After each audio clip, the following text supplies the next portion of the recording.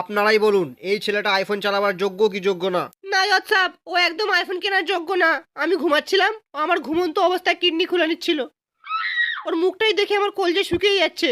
ওকে এক্ষুনি ফাঁসি দাও। আইফোন তো আমি কিনবই বুড়ি, তোর দিন ঘনিয়ে এসেছে। আরে স্যার, ও আইফোনের শোরুমে আইফোন চুরি করতে এসেছিল।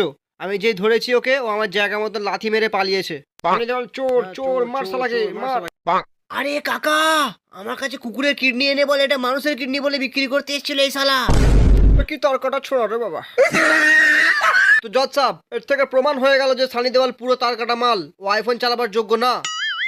আমি কোর্টের কাছে অনুরোধ করব যেন ওর কাছ থেকে আইফোন চালাবার লাইসেন্স কেড়ে নেওয়া হোক, আর ওর হাতে একটা নোকিয়া 3310 বোতাম ওরা ফোন ধরিয়ে দেওয়া হোক। সব গাঁজাখড়ি লজিক শোনার পর কোর্ট এই সিদ্ধান্তে এসছে যে সানি দেওয়ালের কাছ থেকে চিরজীবনের মতো আইফোন চালাবার লাইসেন্স কেড়ে নেওয়া হবে। মজা পেয়েছো?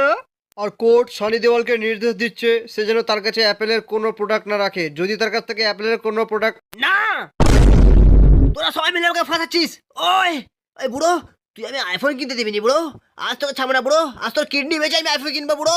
তোকে এখানেই মেরে দেবো, দেখি কি আমাকে আটকায়। এই বুড়ো, তুই জানিস আমরা কতদিনের শখ আইফোন কেনার? ওই বুড়ো, ধর শালাকে, ধর ধর ধর।